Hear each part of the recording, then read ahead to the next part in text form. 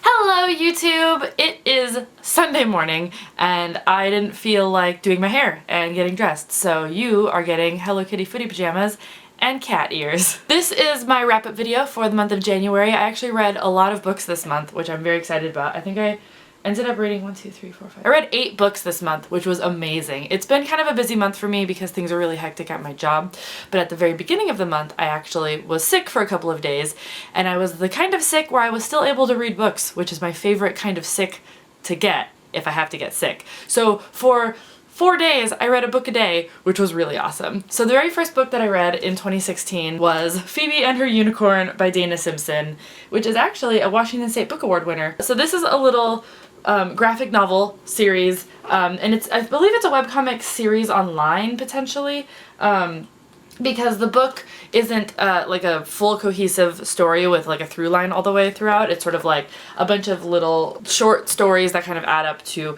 this amazing friendship between Phoebe and her unicorn. This book has been likened to sort of like a Calvin and Hobbes, but about a girl, and I think that that's a pretty accurate representation. I really like the flaws and strengths that each character has. Phoebe's very childish and does a lot of silly things, but she's also got a huge heart and is ultimately like a really nice, caring person, whereas the unicorn is more mature and older and smarter, but is extremely arrogant and full of itself, and I just think that that's such a great relationship because they definitely bring out the good in each other. So this is adorable. It's meant for children, but I very much enjoyed it, especially when I was sick, and I got it for Christmas, so I was really excited to read it right away. The next book I read was My Fair Lady by Laura Wetterston. This is a book that I got a while ago, but I hadn't gotten around to reading yet, and the reason that I wanted to read this is because this is actually a book about a Renaissance fair. It's one of the only books about a Renaissance fair that I've ever found before. Actually, if you know of any other, especially in the YA genre,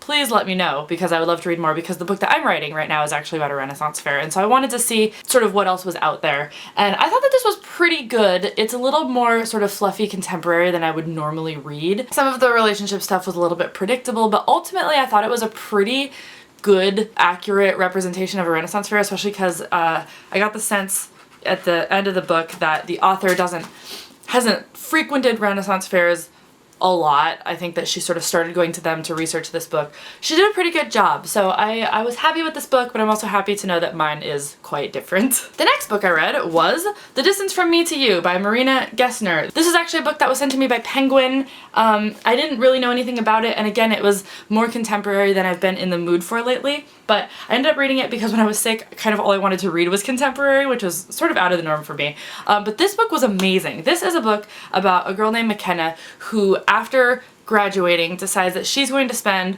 4-ish months hiking the Appalachian Trail, and I didn't even really know that this was a thing. A lot of people will go and hike the Appalachian Trail for months and months, all the way from the top of the country all the way down to the bottom, or vice versa. So her and her friend had been planning to do this all throughout high school, and at the last second her friend bails on her, and secretly everyone still thinks that she's going with her friend. She goes on her own. I really like survival stories, which is something I've discovered about myself lately.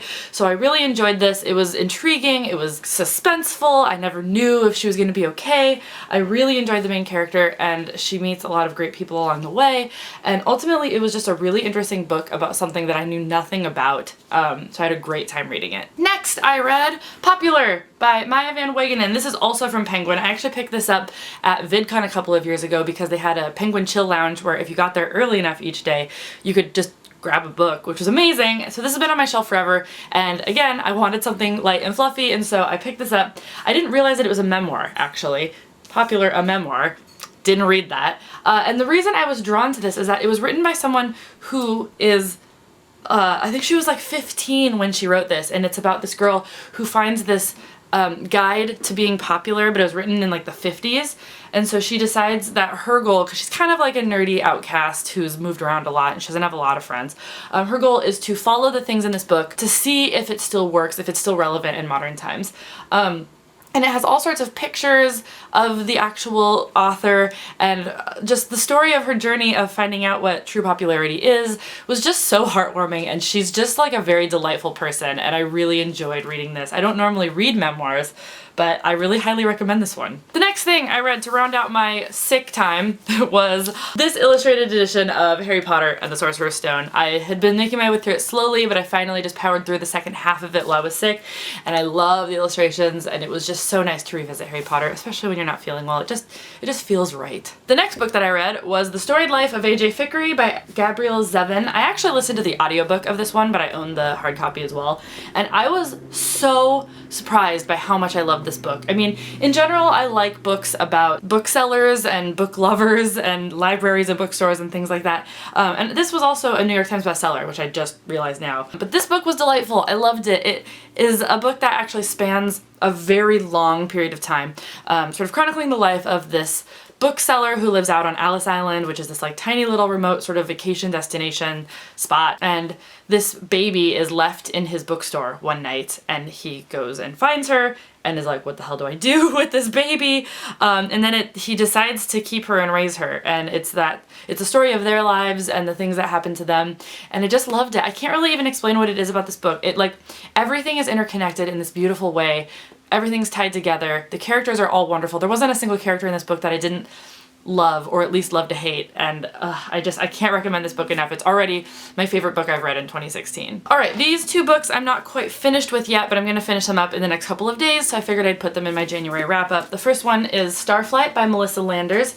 I am loving this book. It's about this girl who got herself into some trouble and is now trying to sort of escape to the outer fringe planets so that she can sort of run away from her past, and she does that by becoming indentured to like the sort of popular jerky guy that she grew up with, and then they end up going on somewhat of a grand adventure together. And it's got that vibe of like two characters that hate each other that will probably end up falling in love, which I love that in a book. And it's just, in the first 4 chapters I was shocked to the point where I had to like tell someone about it at least 4 times. This book keeps me guessing, and it's just so great, and I'm just about halfway, but I'm loving it so much that I'll probably finish it like today. So this book is great, and I'm actually going to be doing another video about this very soon. And the last book that I read this month, I have only about 2 hours left in the audiobook, so I'm going to be wrapping that up really soon too, is The Fifth Wave by Rick Yancey. I wanted to read this before I go see the movie, even though I was sort of like, nah, about the trailer, but one of my roommates really likes this book and everyone's talking about it right now, so I figured I'd give it a shot. I'm not super impressed with this series.